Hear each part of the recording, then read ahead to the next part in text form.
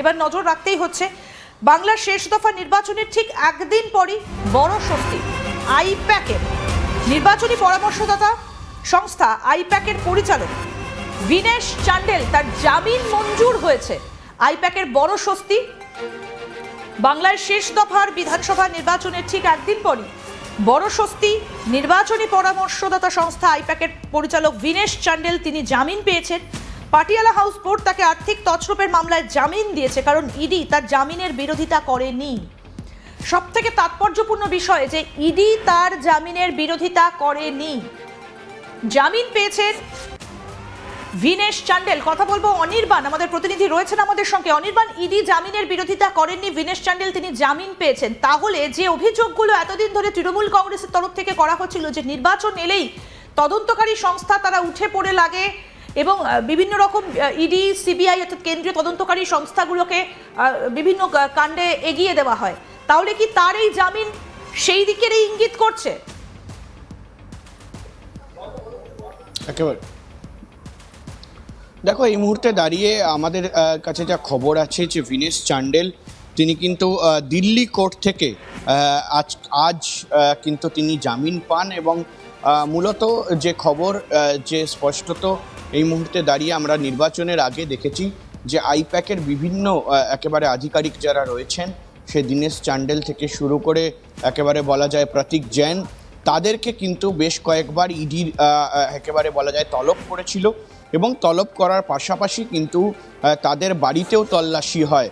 এবং এই যে একেবারে এই মুহূর্তে রয়েছেন বিনেশ চান্ডেল, তিনি অন্যতম ডিরেক্টর এই যে আইপ্যাক, সেই আইপ্যাকের সেই বিনেশ চান্ডেল কিন্তু ঠিক নির্বাচন 29শে এপ্রিল যে নির্বাচন শেষ হলো এবং 30শে এপ্রিলই কিন্তু তার একটি জামিন একেবারে তাকে দেওয়া হয়েছে কোর্টের তরফ থেকে, বেল দেওয়া হয়েছে কোর্টের তরফ থেকে। মূলত এটাই কিন্তু এই মুহূর্তে জানা যাচ্ছে যে ইতিমধ্যেই আমরা দেখেছি যে জানুয়ারি মাস থেকে আইপ্যাকের এই যে পুরো বিষয়টা ছিল, সেই বিষয়টাকে ঘিরে একটা চাঞ্চল্য ছড়িয়েছিল একেবারে পশ্চিমবঙ্গ নির্বাচনের নিরিখে। এবং আমরা দেখি যে কোথাও গিয়ে আইপ্যাকের যে দফতর রয়েছে কলকাতায়, সেই দফতর ইডি রেড করে, তার পাশাপাশি প্রতীক জৈনের বাড়িতে ইডি রেড করে এবং শুধু তাই নয়, প্রতীক জৈনের বাড়িতে পৌঁছে গিয়েছিলেন মুখ্যমন্ত্রী মমতা বন্দ্যোপাধ্যায়, তার পাশাপাশি অফিসে পৌঁছে গিয়েছিলেন এবং এটার বিরোধিতা তিনি করেন যে কোথাও গিয়ে আইপ্যাকের থেকে কিন্তু বিভিন্ন ডেটা নিয়ে নেওয়ার চেষ্টা করা হচ্ছে তৃণমূল কংগ্রেসের এবং কেন্দ্রীয় সরকার এটাই মদত যোগাচ্ছে, এমন ধরনের অভিযোগ কিন্তু মুখ্যমন্ত্রী মমতা বন্দ্যোপাধ্যায় করেছিলেন। এবং সরাসরি আমরা দেখলাম যে কোথাও গিয়ে কিন্তু বিনেশ চান্ডেল তাকে কিন্তু তার বাড়িতে যে তল্লাশি হয় এবং তারপর তাকে তলব করা হয় এবং তারপরই কিন্তু তাকে গ্রেফতার করা হয়েছিল। এবং এর পাশাপাশি কিন্তু আমরা দেখি যে প্রতীক জৈন, তাকেও তলব করা হয়েছিল ভোট চলাকালীন, ভোটের মাঝেই মডেল কোড অফ কন্ডাক্ট চালু হওয়ার পর। এবং তার পাশাপাশি তার বাড়ির একেবারে বলা যায় স্ত্রী এবং ভাই পুলকিত জৈন, তাকেও কিন্তু ডেকে পাঠানো হয়েছিল। এবং এই মুহূর্তে দাঁড়িয়ে যা খবর আমরা সূত্র মারফত পেয়েছিলাম যে প্রতীক জৈন তিনি কিন্তু এই যে আইপ্যাক মামলায় তাকে যে তলব করা হয় সেই সময় তিনি কিন্তু যাননি এবং তিনি কোথাও গিয়ে সূত্র মারফত খবর সময় চেয়েছিলেন যে 29শে এপ্রিল অর্থাৎ দ্বিতীয় দফার নির্বাচন এবং সেই নির্বাচনের পরে তিনি সেখানে গিয়ে হাজিরা দেবেন। এবং মূলত এরই মধ্যে আমরা দেখেছি যে বিনেশ চান্ডেল তাকে কিন্তু গ্রেফতার করে নেওয়া হয়েছিল এবং দীর্ঘ কয়েকদিন ধরে তিনি কিন্তু ইডি হেফাজত এবং পুলিশি হেফাজতে ছিলেন। এবং এই মুহূর্তে দাঁড়িয়ে যা খবর পাওয়া যাচ্ছে যে তার বেল সুনিশ্চিত করেছে কোর্ট এবং কোর্টে কিন্তু ইডির তরফ থেকে এই যে পিএমএলএ অ্যাক্ট অর্থাৎ মানি লন্ডারিং যে অ্যাক্ট রয়েছে, সেই অ্যাক্টে তার বিরুদ্ধে যে বেলের বিরুদ্ধে কোনো আবেদন কিন্তু করেনি ইডি অর্থাৎ এনফোর্সমেন্ট ডিরেক্টরেট, অর্থাৎ সে কারণেই কিন্তু এই মুহূর্তে তাকে বেল দেওয়া হয়েছে। এবং প্রশ্ন উঠতে শুরু করেছে যে কোথাও গিয়ে একেবারে যখন নির্বাচন শেষ হলো এবং নির্বাচন শেষ হওয়ার সঙ্গে সঙ্গেই তাকে যে বেল মুকুব করা হলো এবং কোর্টের তরফ থেকে বেল দেওয়া হলো এবং কোনো রকম জামিনের বিরুদ্ধে কথা বলা হয়নি, এই বিষয়টা নিয়ে কিন্তু এই মুহূর্তে প্রশ্ন উঠে যায় যে আদৌ কি কোথাও গিয়ে কোনো রকম দোষ করেছিলেন তিনি। এই বিষয়টা নিয়ে কিন্তু রাজনৈতিক মহলে প্রশ্ন উঠছে।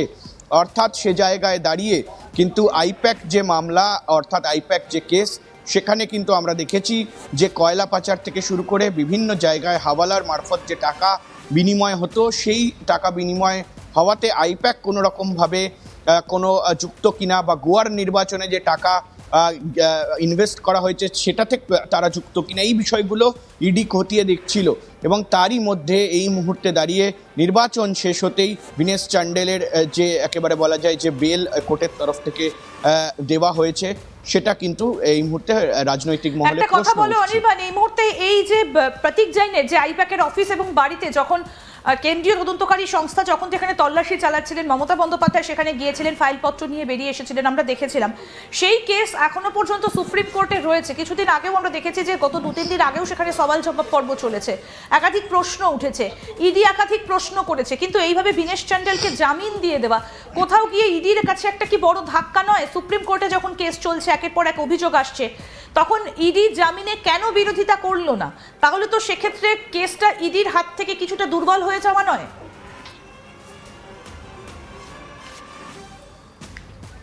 দেখো, এই মুহূর্তে দাঁড়িয়ে গ্রেফতার তাকে করা হয়েছিল, বিভিন্ন প্রশ্ন উত্তরের পালা চলেছে এবং বিভিন্ন ধরনের জেরা তাকে করা হয়েছে যে কোন টাকা কোন মারফত কিভাবে এসছে। মূলত ইডির তরফ থেকে যা খবর পাওয়া যাচ্ছে যে কোর্টে, দিল্লি কোর্টে তার বিরুদ্ধে কোনো রকম কোনো জামিনের বিরুদ্ধে কোনো রকম কোনো কথা বলা হয়নি বা জামিন রোখার জন্য কোনো আবেদনই করা হয়নি। ফলে সে জায়গায় দাঁড়িয়ে এমনটাও হতে পারে যে ইডি কোনো তথ্য প্রমাণ হয়তো খুঁজে পায়নি বা তার বিরুদ্ধে কোনো কিছু প্রমাণ করা যায়নি।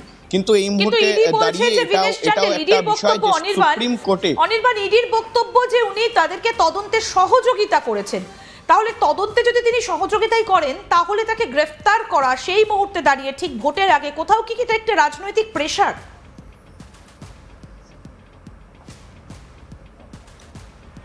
দেখো, সেই বিষয়টা এই মুহূর্তে দাবি করছে তৃণমূল কংগ্রেস এবং একেবারে কেন্দ্রের বিরোধী দলগুলো। তারা বলছেন যে কোথাও গিয়ে একটা রাজনৈতিক মহলে চাপ সৃষ্টি করার জন্য কিন্তু ইডি তাকে গ্রেফতার করেছিল এবং দীর্ঘদিন ধরে তাকে আটকে রাখা হয়েছে। এই বিষয়টা বিরোধীদের এই মুহূর্তে দাঁড়িয়ে, অর্থাৎ কেন্দ্রের বিরোধী যারা রয়েছে, অর্থাৎ তৃণমূল কংগ্রেস থেকে শুরু করে কংগ্রেস, তাদের দাবি।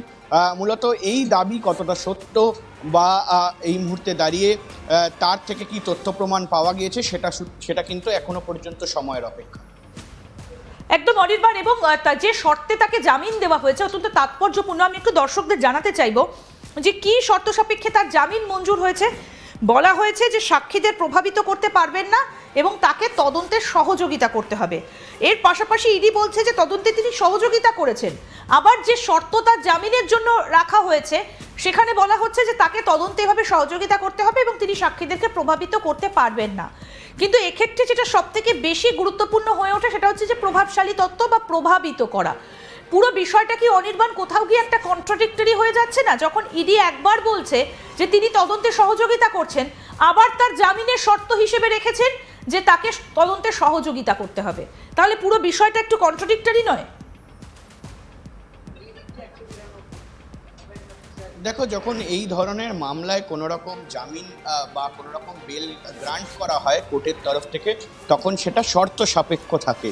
অর্থাৎ এমন ধরনের শর্ত কিন্তু থাকে যে তিনি রাজ্য ছাড়তে পারবেন না বা দেশ ছেড়ে কোথাও যেতে পারবেন না, বা যদি কোথাও যেতে হয় তাহলে ইডিকে বা একেবারে বলা যায় যে কোর্টকে কিন্তু একটা ইন্টিমেশন দিয়ে পুরো বিষয়টাকে করতে হবে। এই ধরনের বিষয়গুলো চলে আসে। অর্থাৎ সে জায়গায় দাঁড়িয়ে যদি তাকে আরও একবার জেরা করা হয়, বিভিন্ন সময় জেরার জন্য ডাকা হয়, বা এই তদন্ত সাপেক্ষ পুরো বিষয়টাতে কোনো রকমভাবে সহায়তা চাওয়া হয়, সেই ক্ষেত্রে যদি তিনি সহায়তা করেন তাহলে কিন্তু কোথাও গিয়ে তাকে যে এই ইডি হেফাজতে রাখা বা জেল হেফাজতে রাখা, সেই বিষয়টা অনেক সময় নাও ঘটে। কারণ কোথাও গিয়ে যদি সহায়তা করেন সে জায়গায় দাঁড়িয়ে ঠিক কী কারণে পুরো বিষয়টা হয়েছিল, কারা যুক্ত রয়েছে, এই বিষয়গুলো যদি সামনে চলে আসে তাহলে হয়তো তিনি যদি সেভাবে দোষী না থাকেন বা তার বিরুদ্ধে কোনো রকম প্রমাণ না আনতে পারে ইডি, তখন কিন্তু এই ধরনের জামিন মঞ্জুর করা হয় কোর্টের তরফ থেকে।